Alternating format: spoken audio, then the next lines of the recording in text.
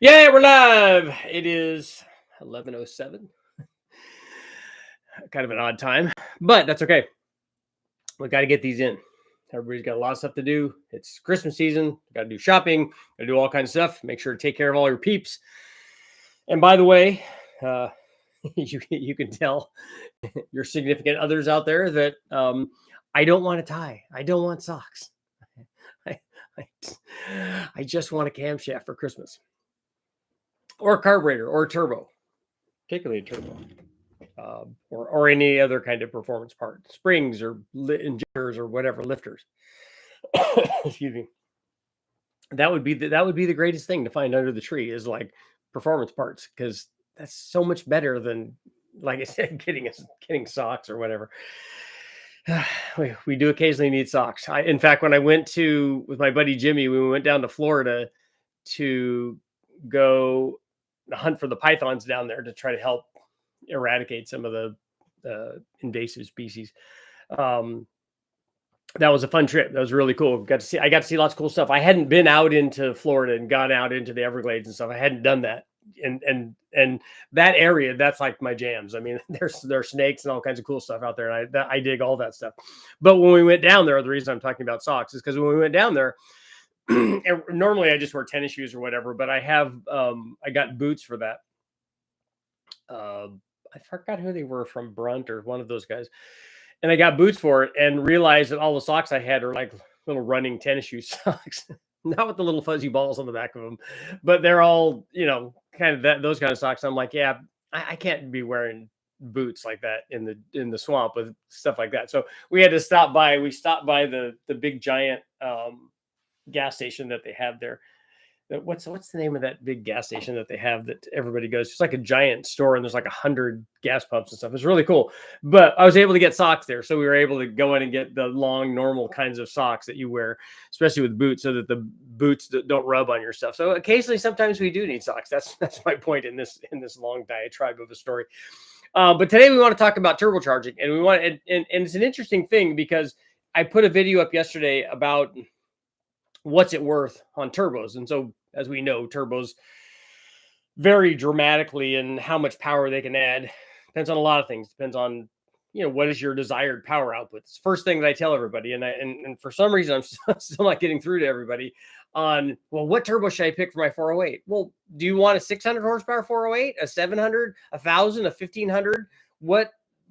How much power do you want to make? And that's the first question people should ask. If you're deciding on what turbo you want, the first thing that you should decide is, how much power do I want to make? Okay, now you've got to wrestle with yourself on, okay, I want to make 1,500. Do you really need 1,500 to do what you're going to do? I want a turbo that's capable of 1,500, even if I only run 1,000. Well, that's also not a good idea, because you could pick a turbo that's closer to 1,000 that will offer Bucky's. That's what it is. That will offer much better boost response, so that it'll be a lot funner to drive, and ultimately would be faster if you ran it that way, than a big laggy turbo that ultimately could make more power if you never use that. So you have to start asking yourself that. But the first question is, how much power do I want to make? And then you pick the turbo to make that amount of power, plus a little bit more, let's say, as you got to have a little bit in reserve there. And so that's the turbo thing. In that video, I showed a couple of different combinations to demonstrate that turbos can be, the amount of power that you make can vary all over, depending on the turbo and also the motor that you're applying it to, because this is another concept that people don't seem to understand. They have a hard time understanding this, mostly because they get a lot of misinformation out there from turbo experts and manufacturers. They're like, oh yeah, this turbo makes 60 horsepower per pound of boost. No, it doesn't. It might be capable of that if it's a big turbo and it can support something that would make that kind of power. But in order to make 60 horsepower per pound of boost, you're not going to do that on a 3-liter 2J motor. That's not going to happen. It can't happen, because that's not how boost works. That's not how turbos work. In order to make a certain amount of horsepower per pound of boost, you have to have a good naturally aspirated motor. So we know from the very simple math that if you double the horsepower at 14.7 pounds, and I'm going to use 15 just because it's easier math. If you have a 300 horsepower motor and you divide that by 15, every pound of boost is worth 20 horsepower. So if you have a 300 horsepower motor and you even have a turbo that's capable of making 60 horsepower per pound of boost, because it's a really big high horsepower turbo, it's not going to do that on that motor. Because 60 horsepower per pound of boost, as you will see, is a giant amount of boost. So if we just do the math here, on a 300 horsepower motor, if we're making 20 horsepower per pound of boost, because that's what's going to happen, we double the power output at 14.7 pounds or 15. That's what happens. So if we use our math skills, if we have a 300 horsepower motor and it makes 20 horsepower per pound of boost, if we have a 600 horsepower NA motor, now it'll make how much? That's right, 40 horsepower per pound. And to get to 60 horsepower per pound, we need a 900 horsepower NA motor to make that happen. That's big block, like pro mod kind of territory, that sort of thing. So you can make 60 horsepower per pound of boost. You're just not going to do it on any realistic kind of LS combination, because that doesn't happen. But we're not talking about that. That's a tangent that we go off on. So if we add a turbo to, and in that video, I added a turbo to a stock 4.8. So it got me thinking about something. So we add a turbo to a stock 4.8. It's a 4.8 from the wrecking yard. You know, we cleaned it up and did put injectors on it and did a few things and put ring gap in it. And then we add a turbo to it. We had a GT45, I think, to an otherwise stock motor, stock cam. And then we ran it.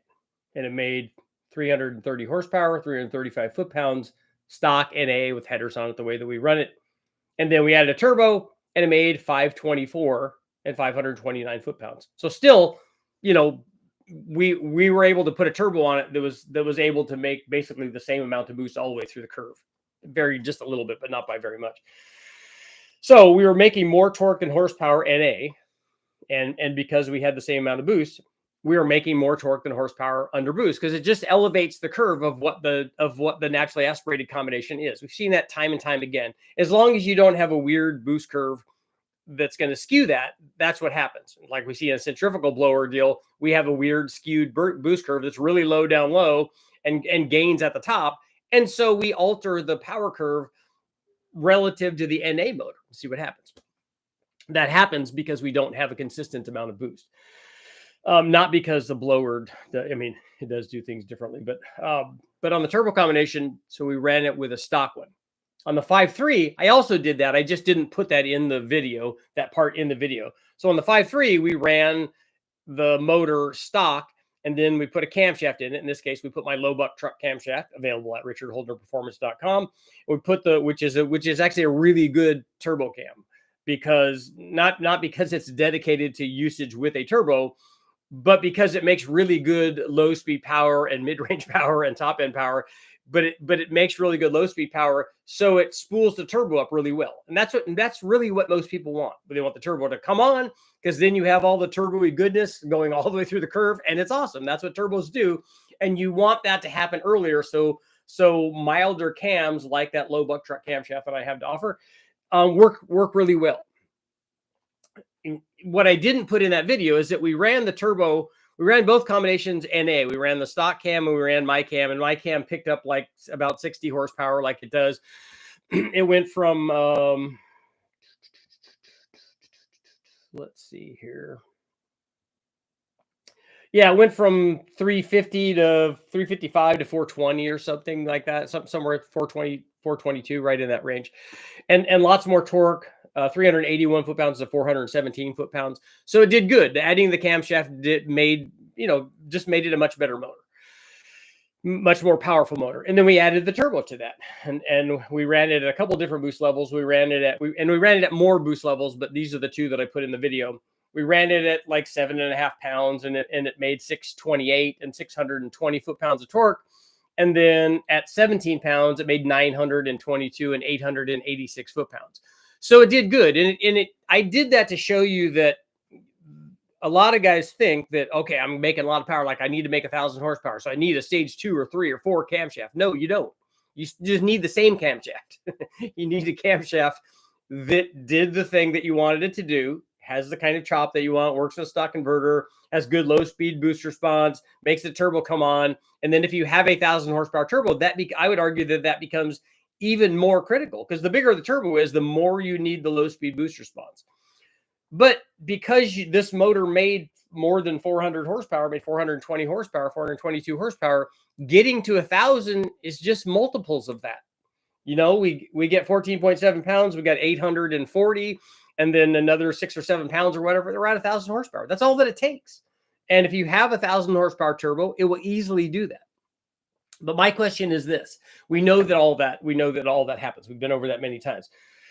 My question is this: in looking at both those combinations where we ran the turbo with a stock camshaft, the stock camshaft obviously is not it wasn't designed by GM to be a turbo cam, and yet it still works because they always do. But if you're putting a turbo package together, a combination together on an LS, do you put the turbo on first on the stock motor? Or do you do the camshaft first and then put the turbo on? So that's gonna kind of be our poll.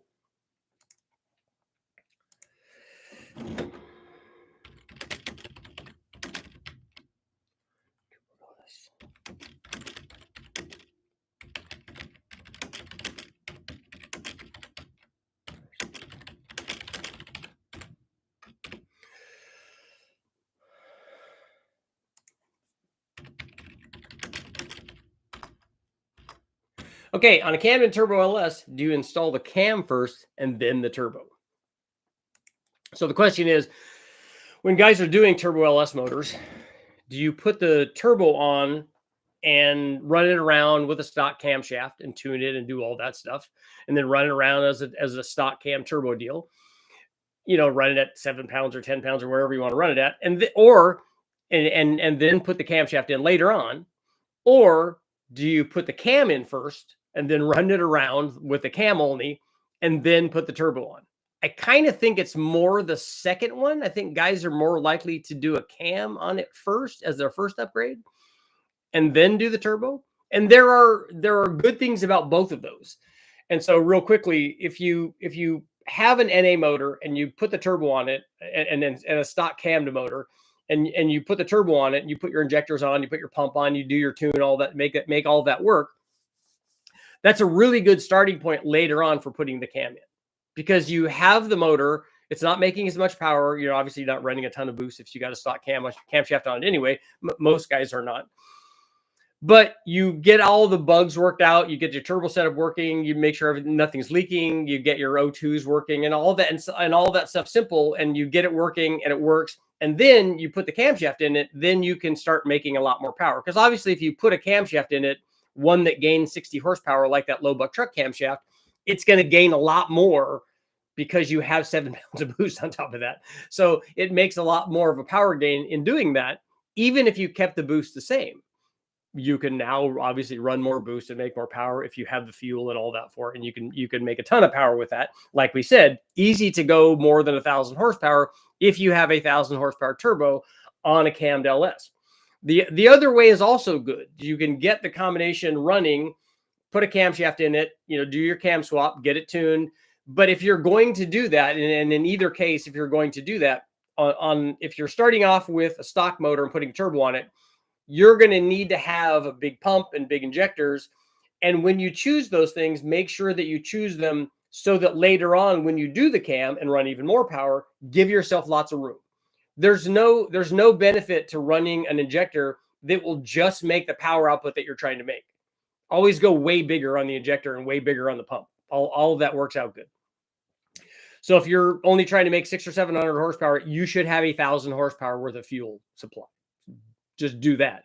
And if you're trying to make 1,000 horsepower, you need way more than 1,000 horsepower worth of fuel supply.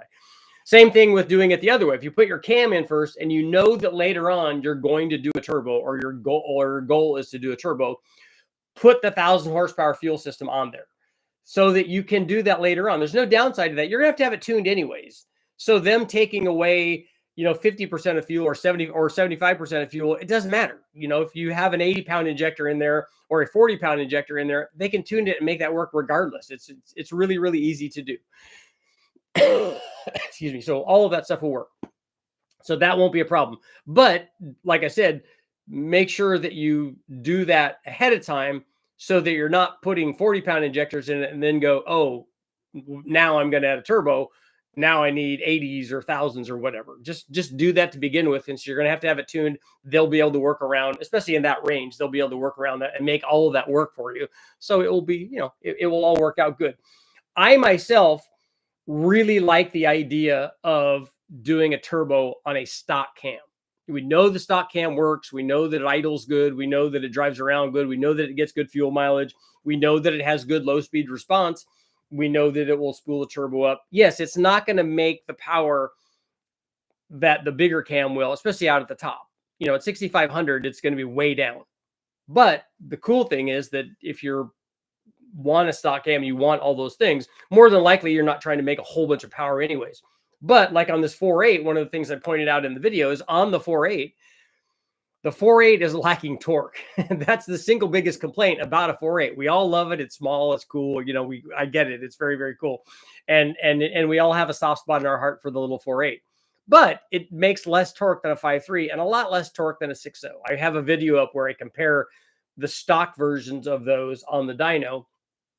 And you can see how much of a difference, particularly down low, there is between those displacements. It's just dramatic. That's what displacement does.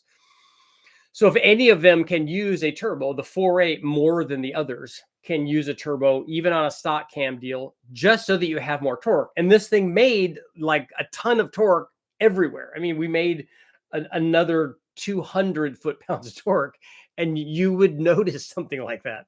That would be a lot. And this kind of, at 7.5 pounds or whatever, and I think that was on E85.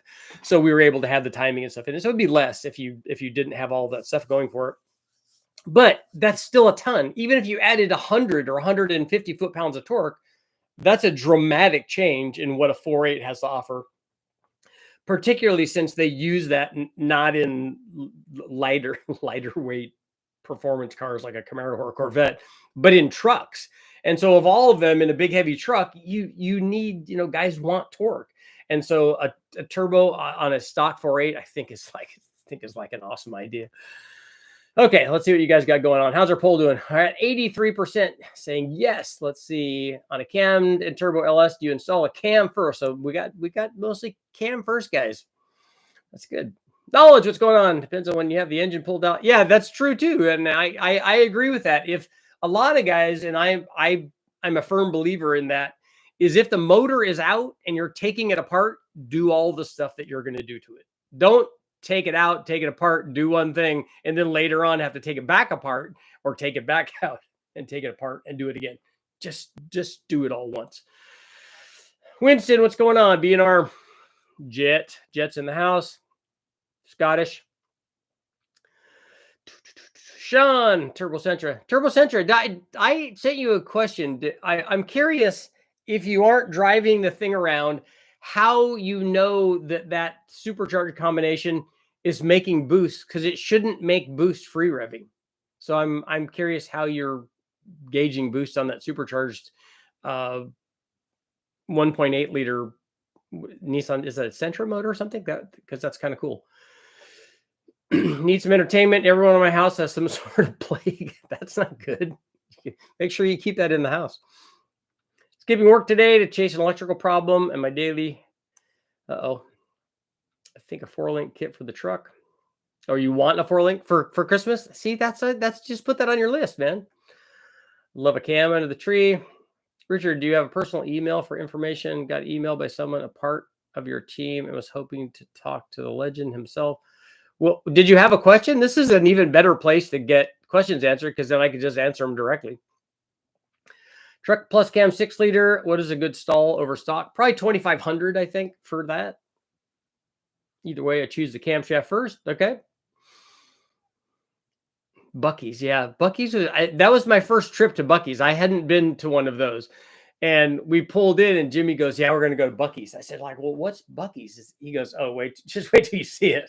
He said, it's like the biggest gas station in the world. I'm like, I'm in. That sounds cool. That sounds like a good combination. And then we went in there and watched all people were basically shopping in there. I'm like, this place is huge. It had all kinds of food and merch and clothing and socks. And so it was really cool. Boost first. If I've learned anything from you, it's that the boost doesn't care what the setup is. It simply multiplies what you have. That's true. Like I said, on the 4.8, I think that and looking at the power curve and torque curves on the turbo 4.8 with the stock camshaft on it, it looks like the way that the factory should have done it. Did giveaway in the bayou? You're not local? No, I was in this was in Georgia on our way down to Florida. So it depends on money and supporting mods. If it's stock, it won't handle much cam if everything else is built for it. Get boost. Yeah, that's one of the things that we talk about a lot, is that when you do boost on something, the power part of it's so easy. Like I said, 17 pounds, we're at 900, more than 900 horsepower. but a 4L60 is not going to like that.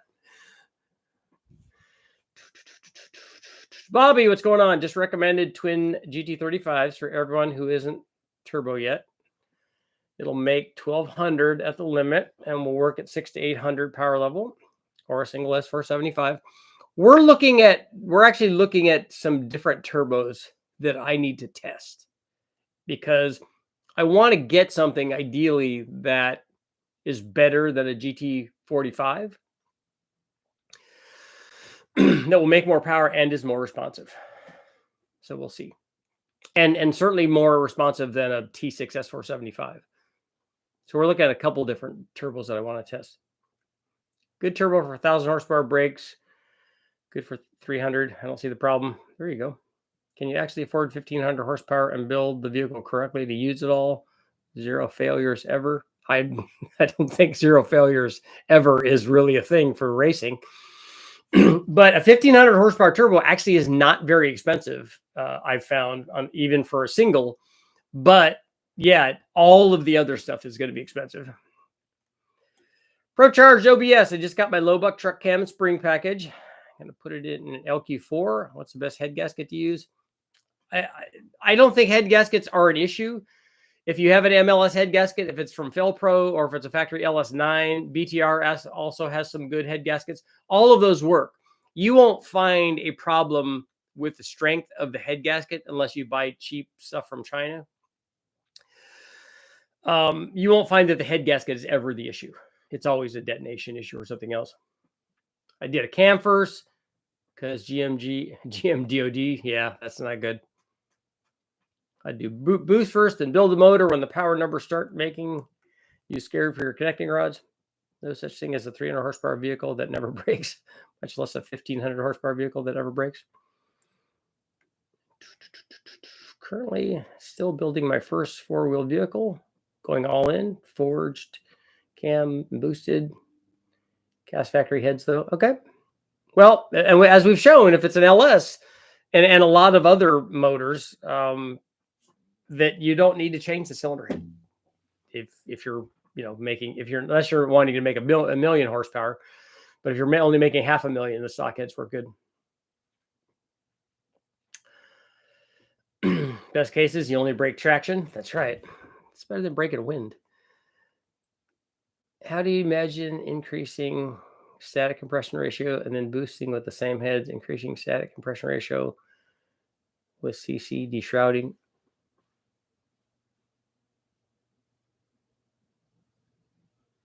So in what scenario are you raising the compression? Are you changing a cylinder head with a smaller chamber on it? What is it? Tell me what you're doing. Build the engine first with a good camshaft, and then you can raise the static compression and still run boost. We run boost on stuff guys run boost on stuff that's 11 or 12 to 1 or more, but you have to have the right fuel for that. So the static compression, I don't normally raise unless I'm building a dedicated thing and I want it both to work as an NA deal and a turbo thing. But when we do that, I always have enough octane to take care of that. If you're running on pump gas on the street, then keeping the stock compression or lower is a good idea. Build the engine first with a good camshaft and boost it later. How many guys have a Pro Mod chassis and Mark Williams billet 10.5-inch rear end like Steve Morris? Just Steve, right? And a handful of other people. Do a cam first, better bang for your buck, much simpler to install, especially if you get the low buck truck camshaft. Some of the cam stuff that I've seen is expensive. Although I don't think it's not anywhere near what a turbo setup is going, or a turbo kit, even if you do it yourself, is going to cost. Educating people about engines is like trying to build a stairway for people who think that they can fly. Yeah. Well, the problem is that they read so much, like, and I'm responsible for that as much as the rest of the people too, because when I show them we can run stock bottom end stuff at 1500 horsepower, they all think, oh, you have no idea how many times I had to tell people that and this is more on the first Big Bang, and on the second Big Bang one when we did the 4.8 and the 5.3.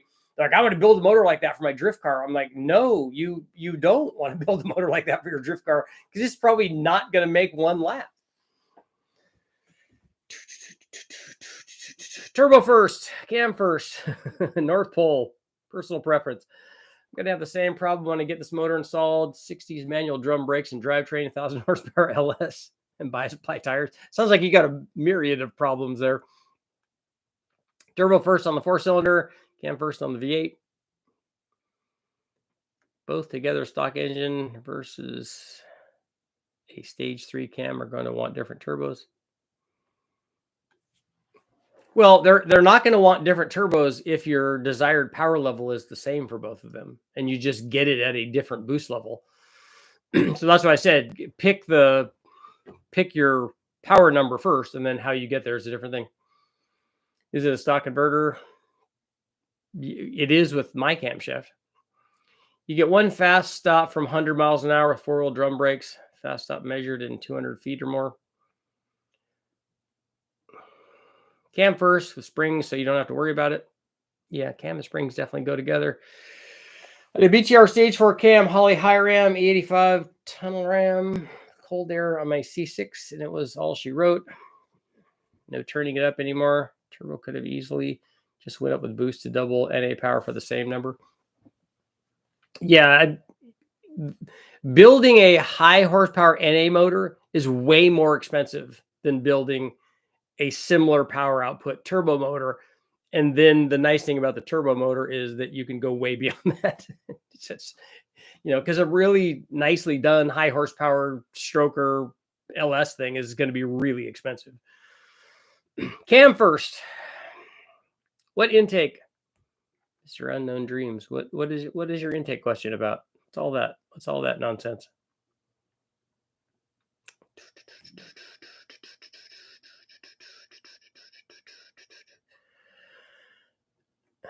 I'm scrolling.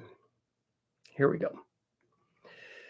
My excuse to do the cam first is that the reality is that if I'm going to spend time to get the rings for a turbo, you may as well do the cam while you're there. I feel the same with all the maintenance too. Yeah, I agree. That's why it's nice to have the motor out, take it all apart, put gap in it, put the cam in it, and then put it in. And even if you only ran it like that before you put the turbo on because of money, that's still good. You prefer twin turbos or just a big single? That's all fitment and like personal preference on the visual statement that you're trying to make. They both do the same thing if you size them so that they should do the same thing. Can you please run a money versus cheap LS1 test where 2 identical stock LS1s, one is built with all the best parts and one who gets the same upgrades but the cheap eBay stuff? We've already done that. I mean, just because you spend money on stuff doesn't mean that you need to. So the cheap stuff is just a cheap turbo is the best way to go to make power. I'm not going to put cheap rockers on it and things like that. I'm not going to put an eBay cam in it because we've run across way too many problems with those, and I'm not going to sacrifice a motor because there's garbage stuff out there. If I had massive turbos to spin a motor to 9,000 RPM, can I still get 9,000 RPM if I swap to a long runner intake manifold? No, because the turbos have nothing to do with engine speed. Big turbos in RPM, you could run small turbos at 9,000 RPM. The 9,000 RPM is only the motor. The turbos have to be able to supply whatever power output you're making at 9,000 RPM, but those don't dictate the engine speed of the motor. Only the intake manifold, the camshaft. You can get guys talk about rod ratio and all that, but you have to make a 9,000 RPM motor and then add boost to it. I went backwards only because I wanted to limit my not sure things. I put the turbo and standalone ECU at the same time. The TBI small buck Chevy with a stealth ram, running an ultimate TPI by Phytech. So even if I keep the stock cam, I'll get new head gaskets and new bearings and all that. But that's my version of budget. A budget for the maintenance. There you go. I like the LS stuff. I love that engine family. I like because we can reuse almost all of the gaskets on it. I don't normally reuse head gaskets on a real high mileage thing, but like front cover gaskets and valley cover gaskets, the rear cover gaskets, all the oil pan gasket, I reuse a lot of that stuff. If it's damaged when we're taking it apart, then I would change it. But otherwise we don't. We just reuse all that stuff. Have you seen or tested the BMR air-to-air intake manifolds? I don't think so. What is a BMR? I'll see if I know what you're talking about here.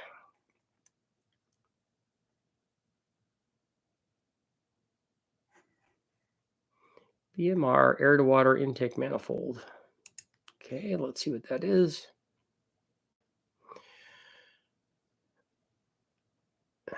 So it's like a high ram with a sandwiched intercooler core in there. I have not. That's the first I've looked at it, but I don't know what the manifold portion of that is, because it looks just like a common plenum with a sandwich intercooler in there. I don't know what the thing that would interest me most is not the lid that they use or the throttle body or that it has an intercooler core in it, but I want to know what the runner length is after that. I would do the cam first, because how many times do you want to have to pull the AC condenser? You can't just fold it back up out of the way. That's why I'm getting a spare motor and transmission in about 3 months, so I can start from the bottom and go all the way up. Forge internals. Scottish, the 5.3 or 6, then how much power you want to make and how much torque you want to make. The 6.0 is obviously going to be better everywhere than the 5.3. So if you can get that, you can reach your power goal easier with a lower boost level and stuff. It's definitely building boost, free revving. M12 is too big for 1.8 at idle. The charge pipe is building 5 PSI. So it's building boost on a closed throttle. So do you not have a blow-off valve on it? Because that's not building boost in the motor. That's just building boost between a closed throttle and the blower, if that's what you're doing. Because there's no way that a blower could build boost at idle. I mean, I guess maybe you could idle it fast enough, but I don't think that that's the case. What fuel pump and injectors are good to make 1,000 horsepower? I don't know about the fuel pump. We're looking into that. Probably that 525 would do that.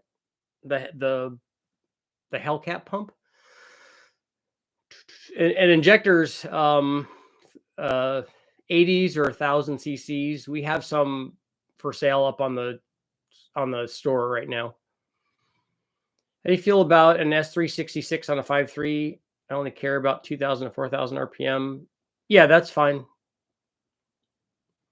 Need to test and offer budget mirror style turbos. I think that Viren has those, right? I have a 4.8. I would just turbo it, but the lifter has been ticking and tapping for a few years, so I might as well go 6.0 with a good cam. Okay, that's good. There's no bad answers for turboing, either a 4.8 or a 6.0. Both of those are good, and the 6.0 is just more. Have you tested eBay GT45 turbos? Yes. Yeah, a lot. In fact, that's the only GT45 turbo that I've tested is a cheap one. The one I've tested, ones from CX Racing and from DNA, and they probably, judging by the looks of them, they probably get them from the same stores in China, and it's worked very well. I've run that turbo on K series Hondas and big blocks and every number of LS deals. We've run it on 5-liter Fords. I mean, lots of different engine families we've run that on, because it's just there and easy to bolt on. Building a 5.3 for mile performance, I need to decide on rebuilding the stock 862 heads or buy the AFR Enforcers or Summit heads for a 5.3. You had me before you said thoughts, man. You need to look at the 9-blade stuff. The VS Racing Gen 3 7875 has one. It's a higher turbine efficiency than the 10-blade GT42 with the right compressor wheel. Yeah, the newer turbos are better. Definitely.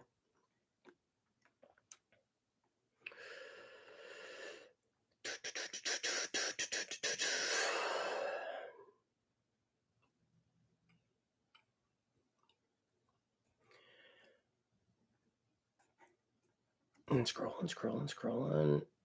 Chevy, where can I find your camshaft? It's at richardholdnerperformance.com.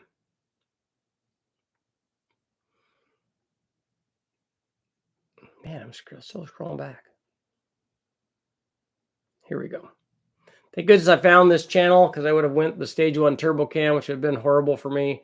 3600 to 7000 power band on the street. No thanks. To replace a GT45, I would look at a GTX 4709R. Worked amazing on my neighbors. That sounds like a really expensive turbo. That sounds like not the same league as a GT45. I have an L59 5.3 fresh from the machine shop. Forged bottom end, except crank, 862 heads, factory. What combination should I run? And intake wise, street strip show car for? Well, you can make 1,000 horsepower with all the stock stuff. So from there, your choice is, do you want it to look better? Do you want a different RPM range? So you can take that motor with a camshaft in it, any 5.3 with a camshaft in it, like my low buck truck camshaft, like I showed you, 922 at 17 pounds. At 20 pounds, it's 1,000 horsepower. So you could take that motor and do that with a stock heads, with a stock truck intake manifold. You could put a better intake manifold on it if you want, but if you can reach your goal just doing that, do you really need to? Or do you need ported heads? Do you want a different intake manifold because the stock truck manifold just looks terrible, which it does. So a lot of people get that shiny snipery one. You can put a fast on it. You could put a one of these short runner ones like I was talking about, where you extend the RPM range if you want to run higher RPM. All that stuff is that consideration, but it has nothing to do with making the power. You can already make the power with your stock stuff. What injector size fuel pump is? That's a 1,000 cc and a 525 pump right now. Where can I find your camshaft? I think I answered that. Was a good stall on a 6.0 with a low buck truck. A truck plus cam? The truck plus cam on a 6.0 might be able to use a stock converter, but a 2500 would certainly be good.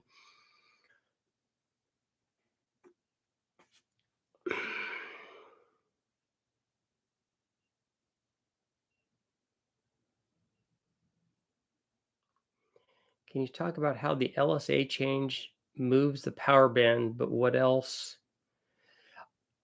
My question is, when you're talking about just LSA doesn't do what you're saying that it does. Because if you change the LSA, you're changing a lot of other valve events. So it's not just a number change for the LSA. Identical camshaft, one makes power at 1900 and up. Move the LSA to 117 and it doesn't make power until 3600. I don't know how you're figuring that a motor makes power at 1900 RPM. Where are you testing that at, and why are you concerned with an RPM range that's below a torque converter range? To determine the RPM limit of a centrifugal supercharger, centripetal, very good usage. Does this make sense? V3 TI rated RPM, 15200 gearing, balancer diameter. Well, I don't know how you're determining based on that information that you just gave me. If it's a Vortec one, they give you an RPM limit that they want to see. Now, racers go way beyond that limit that they give you there, but that gives you a good starting point. But if you want to see what the impeller speed is, then you multiply the internal step by the external step, which is your crank pulley versus your blower pulley speed. and then the internal step that tells you impeller speed, and then engine RPM. So if you have all that, you have a way to figure out what the impeller speed is.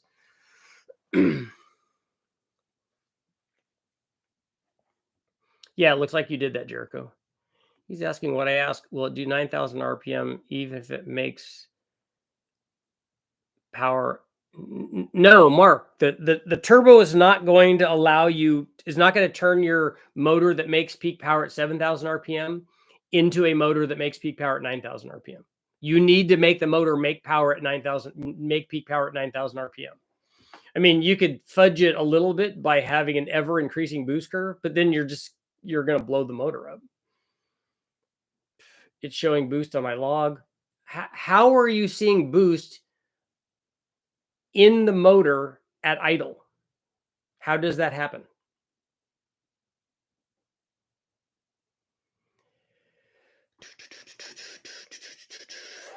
How much boost? How much does boost have an effect on valve control? Should springs be replaced for turbo with a stock cam? We didn't. I mean, you can run boost with a stock cam with stock springs. But if you're going to try to run 20 or 30 pounds on a stock cam, then you should probably change the springs. Porterfield brakes will reline shoes with race compounds for brake drum upgrades. Well, guys race drum brakes a lot. I did on my World Challenge car. I mean, on my not my World Challenge car, on my showroom stock car. From all the testing you've shown, no cam is going to match the power increase of a turbo, giving 6 pounds of boost on a standard motor, other than cost. So you're thinking that a turbo at 6 pounds makes a greater power change than a camshaft does. So we could do the math on that.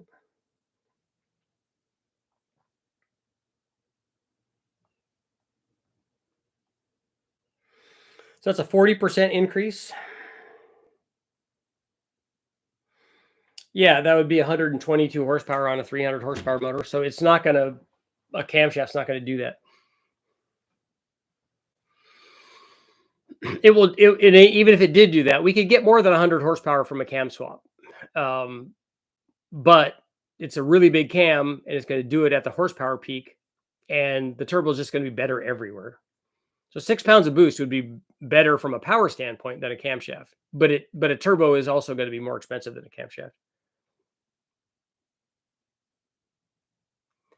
Cam first, but only because you should splatter the motor to check it out in headroom gap. But you got to break it before you do that.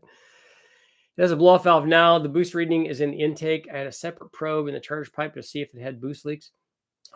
You're talking about something that I've never seen in 30 years of dyno testing. So I don't know how that's possible. I don't know how a blower makes I don't know how a blower makes boost at idle. Don't know how that's possible.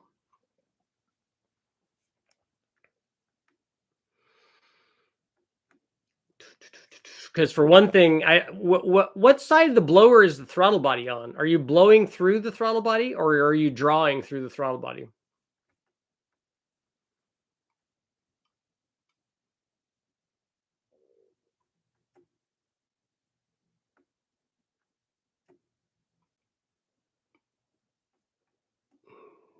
Scrolling.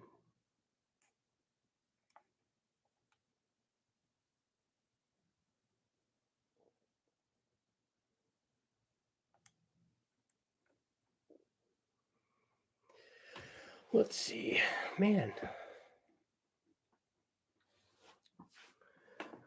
Let's see. On diesel stuff, everybody's jumping on the billet turbos, and they're not holding up on something like a gas engine. It's only got full boost a few seconds. They're everywhere now from China. The 9-blade turbos are $100 or less. Should outperform the old GT45, but smaller and faster. If you replace valve stems and seals on an LS head, should we wipe away all oil underneath them and get everything clean, or use assembly lube? I always put oil or assembly lube on the stem when I'm doing that.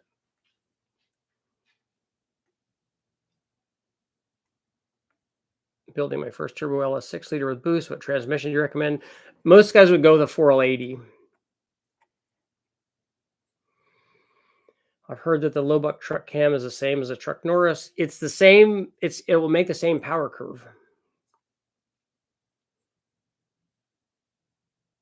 Good information. You said short runner for higher RPM. Was that the Holly one you had in the video? There are lots of different short runner intake manifolds to choose from. A high ram is short, but not as short as the low ram, and not as short as the BTR Trinity or Equalizer. There are two versions of that fabricated sniper intake manifold. There's a longer and shorter. Both of those are short, by the way, and I'm using short as a relative term compared to a factory truck or Trailblazer SS intake manifold. So there's lots of them to choose from. What's a good connecting rod that you use? There's lots of good stuff out there. There's good stuff from Scat. There's good stuff from K1.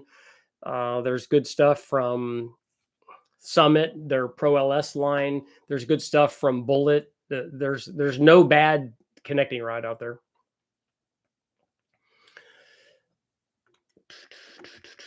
ProCharge, not according to the specs. What size wastegate do you recommend on an 80mm turbo and a 6-liter? I have the China cast log manifold and plan on putting the wastegate at the bend before the turbo flange. I probably would do a 60. Terminator X Max is the kit I likely want to use for my turbo setting, or would the stock ECU be able to do 1,000? Yeah, guys have done way more than 1,000 horsepower with stock ECUs. Go take a look at Sloppy Mechanics. And Matt has tunes that you can get for free to load into your stock ECU, and based on different kinds of combinations he has. So you can do that with a stock ECU. We weren't asking about peak power. So what are you talking about? Are you talking about will a turbo allow you to just keep making power? You can rev your NA motor past the horsepower peak if you have springs and stuff that will allow you to do that and make less power. The turbo will also allow you to do that. So it doesn't make a 7,000 RPM motor into a 9,000 RPM motor. Boost doesn't do that. You need to change the fuel rail for your injectors. No, we have, Eddie, we have injectors designed for the truck intake manifolds, if that's what you have. Because we did that because that's the most common one. Wish I went with my Holly ECU setups earlier, as the price keeps rising. Should just get it and learn to use it. I will email you. I'm scrolling here.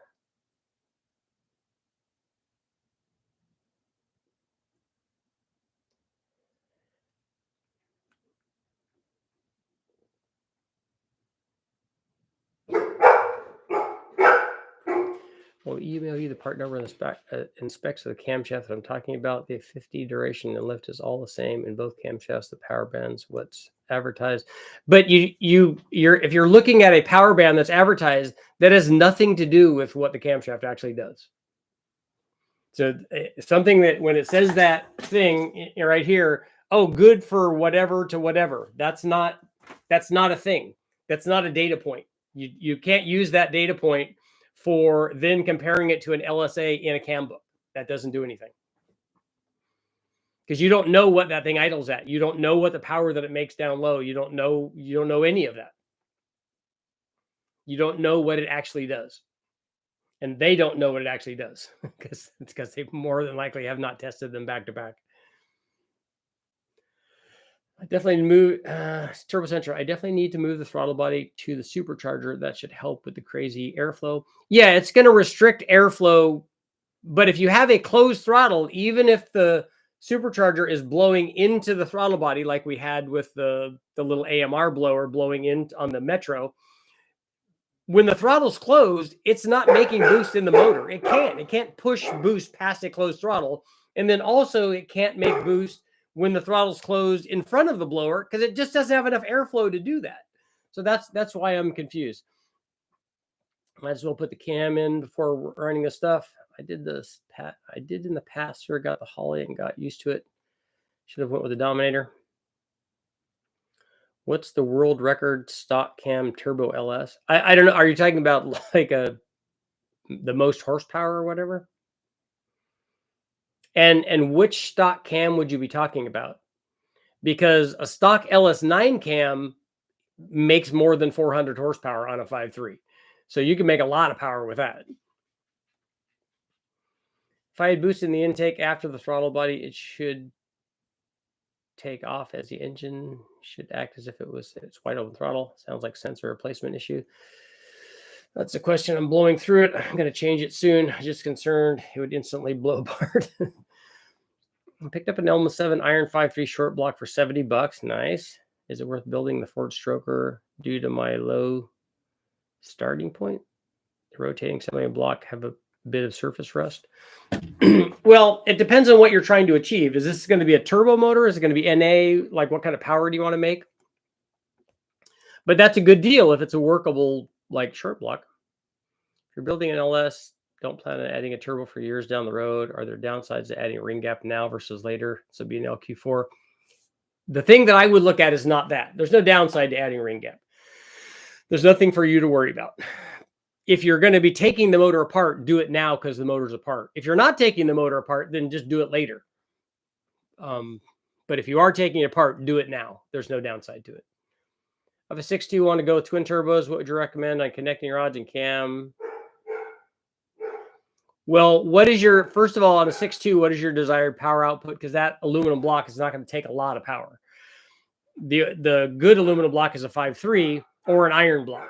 So you're limited in how much power you can make anyways to around 1,000 horsepower, normally is where we limit it.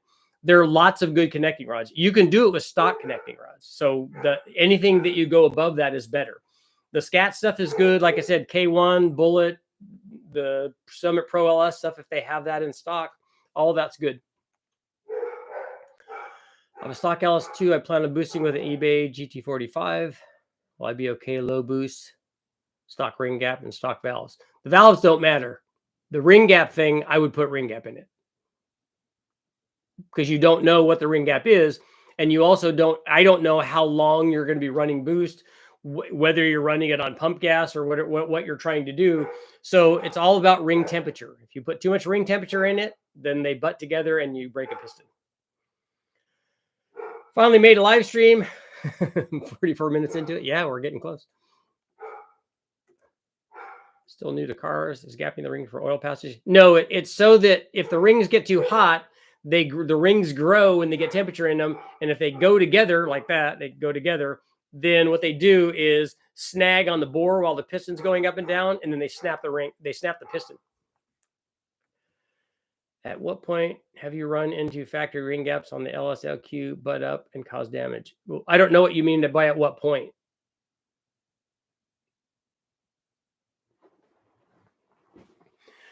How much power could stock 4L80s handle? I don't know. Does anybody have a comment on that? I'm not a transmission guy, really. I said yes to the question, assuming you're swapping it in the engine. If it's out of the vehicle, cam swap is always yes. If it's in the vehicle, kind of a push.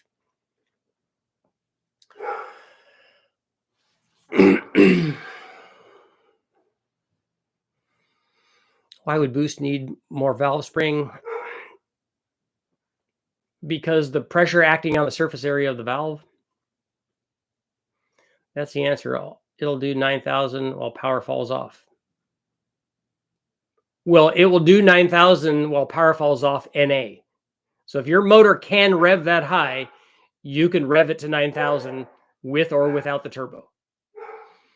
And if you add the same amount of boost all the way through a falling boost curve, it's just going to be the same. It's going to make more power because it's now boosted, but it's still 2,000 RPM past the power peak.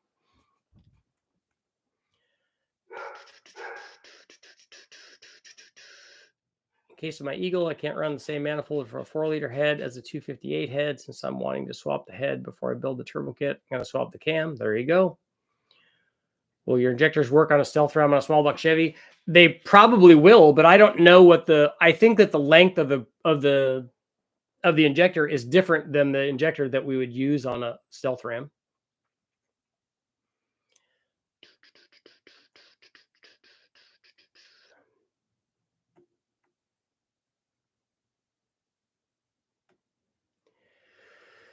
Our Siemens Deca 80-pound injectors, a Ford injector. I don't think that they are. And with the Chevy truck fuel pressure, are they like 90-pound injectors? I think that the Decas are actually rated at 80 pounds at 58 psi, if I remember correctly. I still don't know any of that. When comparing single and dual plane intakes, is it runner length or the divider that makes the most difference? For example, if you have a long runner single plane, would it make good torque? If you could have a long enough runner single plane, it would make more torque than a shorter length single plane. But it won't do the same as a dual plane because it's not just runner length on the dual plane. I have Deca 80s on my small block Ford Turbo with a Holly. 2 different sizes are rarely available for that injector at VS. Definitely going turbo, going in an 87 Corvette. Motors apart, so I figured now's the time to mess with the internals. 600 horsepower is a goal. It doesn't make sense to do a... You should gap the rings, definitely, if you're going to add boost. I have a 6.2 iron block. How do you have a 6.2 iron block? What 6.2 iron block did they make? The twin turbo horsepower around 600 to 700 horsepower. Will gap at the Summit Pro connecting rods. Warren, what iron block do you have? Correct me if I'm wrong. The Truck Plus cam is still pretty mild for a 6-liter. Would be a great streetable cam with boost for street use. I don't know what your definition is of a pretty mild cam.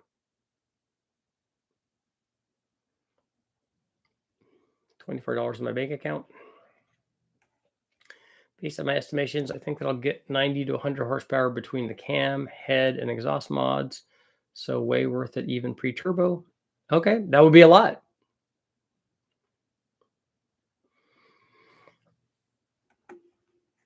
The only iron block that was more than 6 liters is the Gen 5. Yeah, it's not a 6.2 iron block. I don't know of one of those. And I'm hoping that he's not going to tell me that he bored the 6-liter block out to the 6.2 dimension, because that's the wrong way to go too.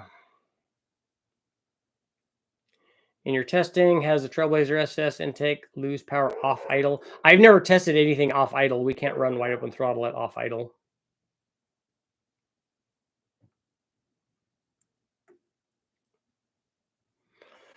John, Volvo is finally going under the knife. Standalone turbo fuel system injectors, hood exit exhaust. Nice touch.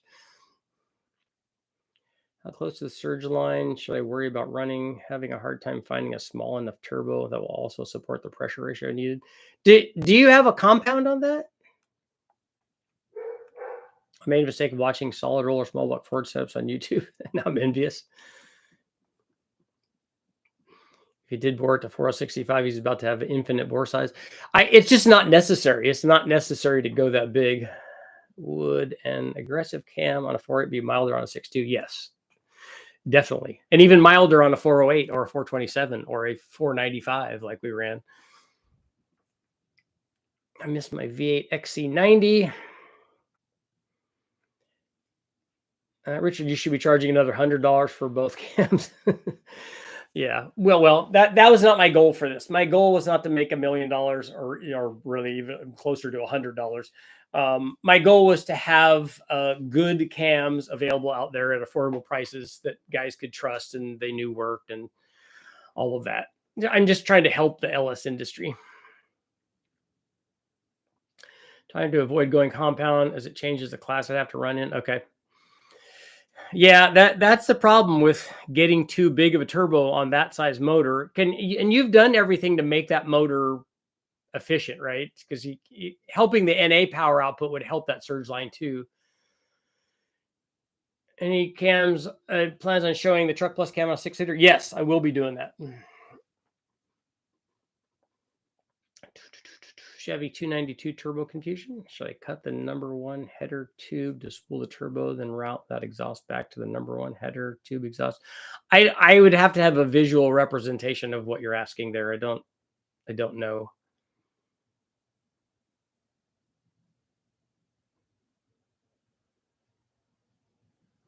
Cam. We do have a bigger cam up on the store.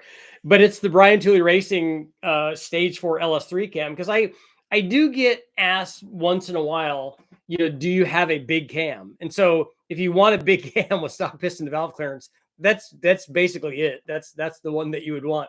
So if you're looking to make power, more power and at a higher engine speed, that cam will definitely do it. So if you want a big cam, that's the big cam that we have up there.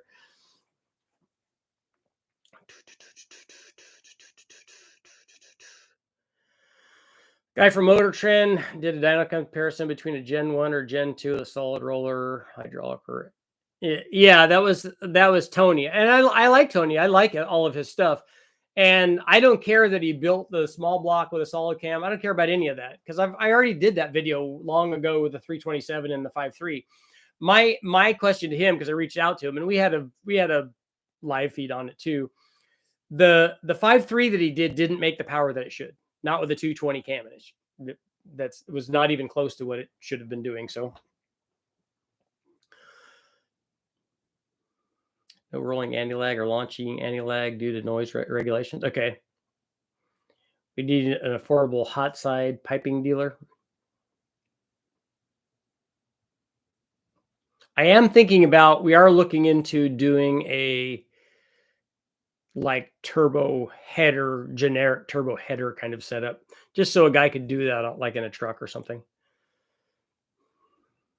Definitely huge help to both the LS and automotive industry. Thank you.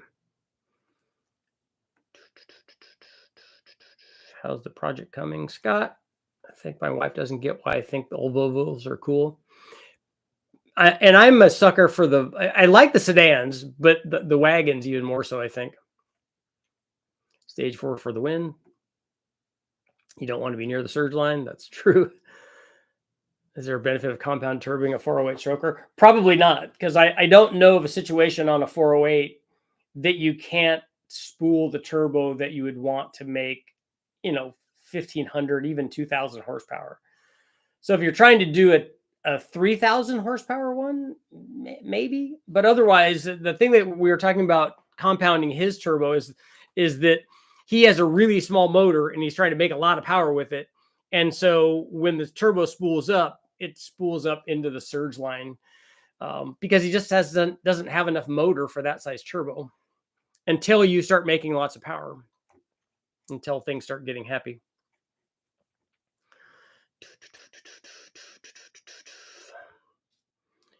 Install the wideband on my carb swap 4.3 and gets a miss when leaning the idle above 13.5. Scrolling. Come on.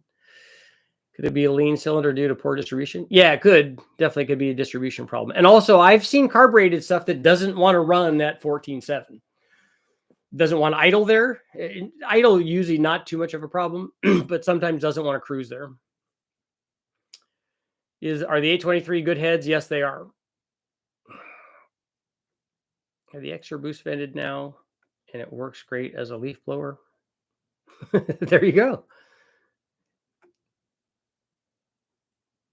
What do you feel is a safer piston speed on a 408 stroker? I don't think you have to worry about that. I don't think you're. Are you running 10,000 RPM on your 408? Otherwise, you don't have to worry about it. Piston speed's not a thing in this RPM range that we're talking about.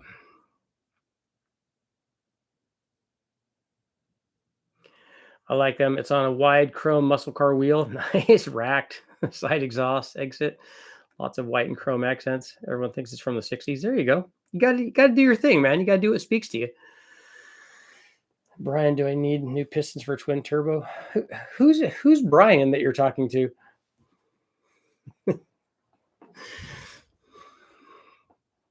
Turbo bricks. Would you make a generic header with turbo turbing, or would you try and get some cast manifolds made? we probably would do something that's existing right now. I would just want to try it and test it and make sure that it works. I'm a sucker for first gen Subaru Legacies. Cylinder head's done. Went 2 millimeter up on the exhaust, 1.5 up on the exhaust. Camshaft's a 222. Okay. LED modified Firefly MPI intake 9-inch runners. Scott, you bought some steering shaft parts? If I do sell my turbo manifolds, please have the manufacturer cast the wastegate bung into the manifold and not the crossover pipe, so it won't have boost creep. I don't know that the having it at the manifold's not going to is going to stop that anyways on a single turbo deal.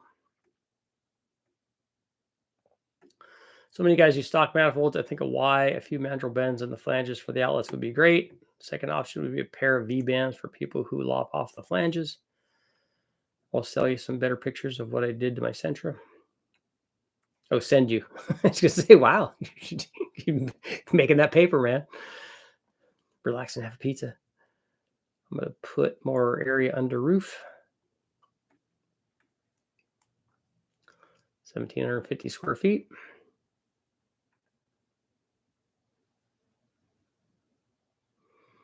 Friend pulled a good running donor 5.3 and put it in a 36 Packard. Now has a miss. No DOD. Any suggestions? Check for vacuum leaks. Check for coils, spark plugs, that kind of thing.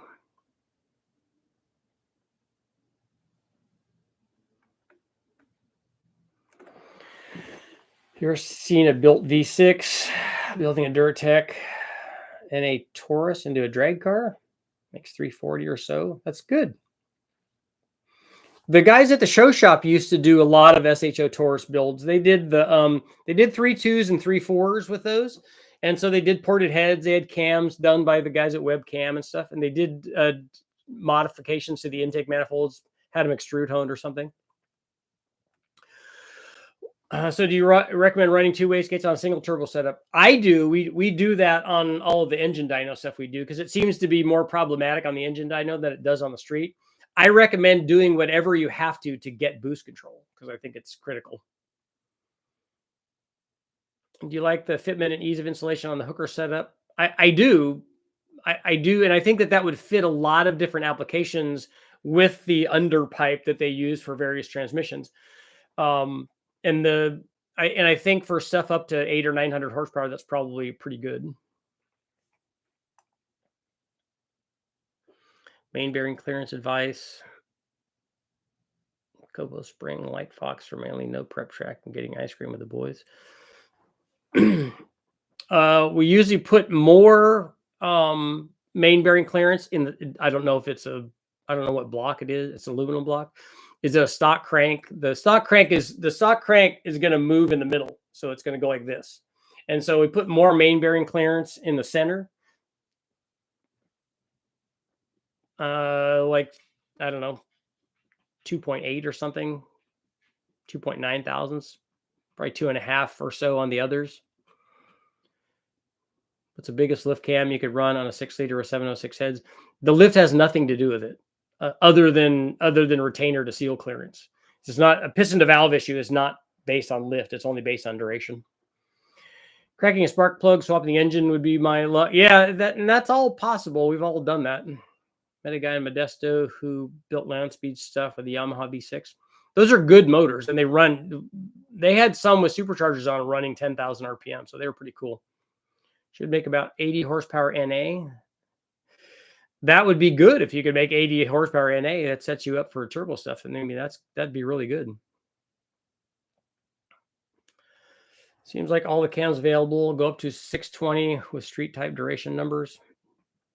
Yeah, but you don't need a whole bunch of lift with LS stuff.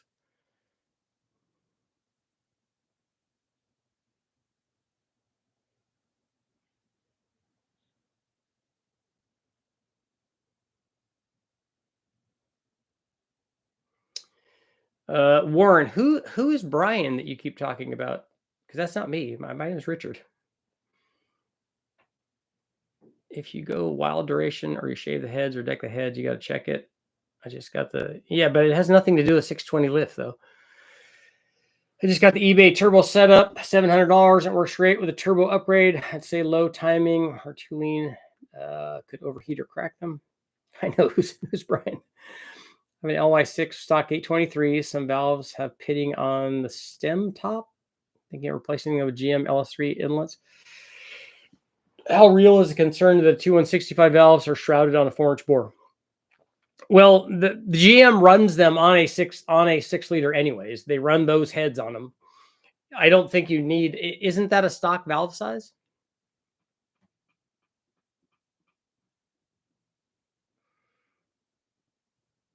If you're replacing main bearings and rod bearings while engine is open, do you go factory GM or Cleveite bearings for stock crank setup? I would do either one of those. The bearing thing is not an issue to me, as long as the bearing clearance is right.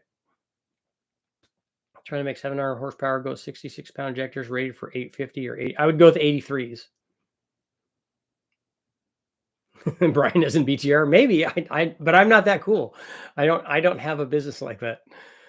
What kind of LSD would you use for a streetcar weekend drag car? I don't know. Does anybody have any options for Larry?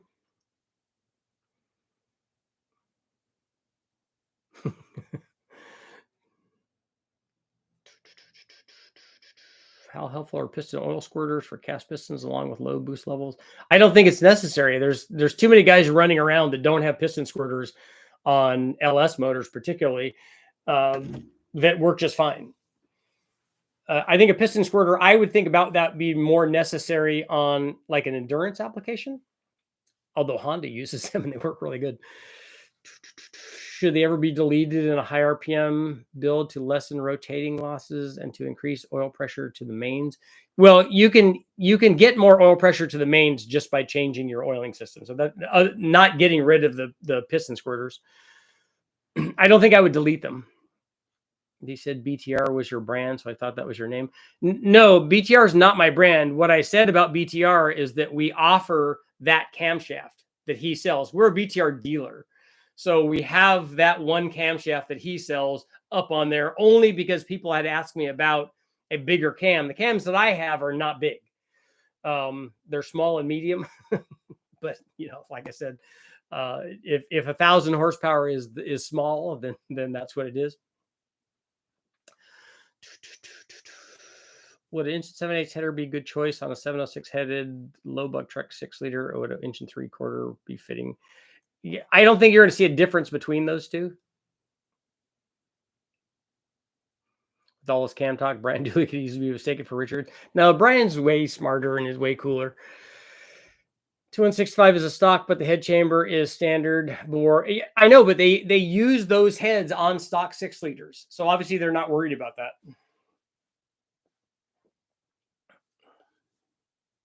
Yeah, no, Brian's good people. I've known him for decades now.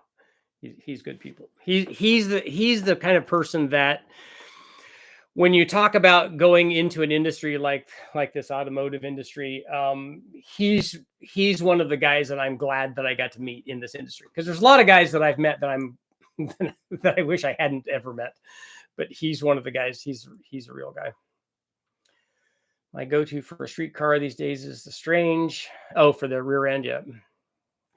So we're going to get rid of our poll here at 78% saying yes. Put the cam in first. 317s work on a 5.3. Yes, we've run them many, many times. Same thing as 799s. They put 799s factory on a lot of 5.3s. Not the 317s though. Head gasket for a turbo, LS9, BTR has them, or Felpro, all work good. Can you convince Brian to sell me a used trick flip box intake manifold? I don't think he offers those. You should have hit me up. I think I had one of those not too long ago. Well, it probably was a while ago now. If you're hearing Freiberg and others break 4.3 cranks, what do you think causes this? I don't know. Well, they are a split pin crank, so they're going to be weaker than a non-split pin. But those guys have broken a lot of motors that I don't think are structural issues.